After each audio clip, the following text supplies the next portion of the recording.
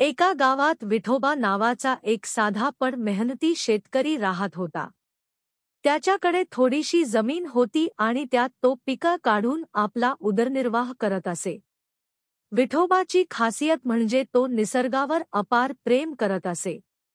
त्याने आपल्या शेताच्या कडेला एक आंब्याचे झाड लावले होते. दरवर्षी ते झाड हिरवीगार पानांनी भरून निघे, त्याला फुले येत आणि गोड रसाळ आंबे लागत. गावातील मुले उन्हाळ्यात त्या झाडाखाली खेळत, पाखरे फांद्यांवर घरटी बांधत आणि थकलेले प्रवासी त्याच्या सावलीत बसून विश्रांती घेत. एकदा पावसाळ्यानंतरच्या एका सकाळी विठोबा शेतात गेला असता त्याने पाहिले की आंब्याच्या झाडावर एक वेगळाच आंबा लटकलेला आहे.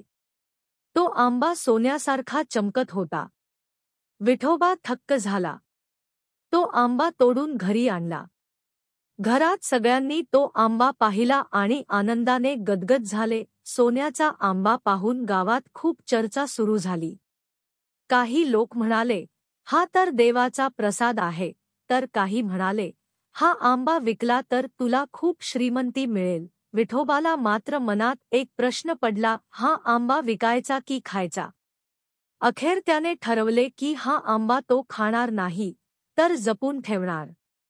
तो रोज देवाला प्रार्थना करू लागला, देवा, मला योग्य मार्ग दाखव. थोड्या दिवसांनी रात्री विठोबाला स्वप्न पडले. त्या स्वप्नात एक तेजस्वी साधू प्रकट झाले आणि म्हणाले, विठोबा, हा सोन्याचा आंबा तू जर स्वार्थासाठी वापरला तर झाड कोमेजून जाईल.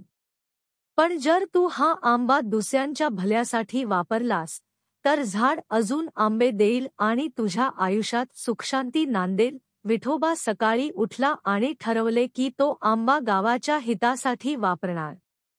त्याने सोन्याचा आंबा विकून मिळालेल्या पैशांत गावात विहीर खोदली.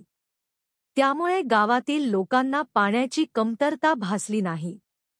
शेतांना पाणी मिळाले, जनावरांना तहान लागली नाही आणि गावात सुखसमाधान वाढले. त्यानंतर दरवर्षी त्या झाडावर पुन्हा एक सोन्याचा आंबा येऊ लागला.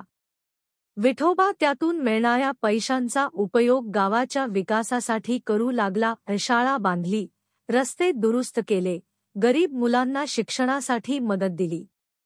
गावक्यांनी पाहिले की विठोबाने स्वार्थ न करता परमार्थाचा मार्ग धरला, म्हणून त्याचे जीवन अधिक सुंदर झाले. स्वार्थासाठी मिळालेली संपत्ती टिकत नाही, पण जेव्हा आपण ती समाजहितासाठी वापरतो तेव्हा खरा आनंद आणि समाधान मिळते.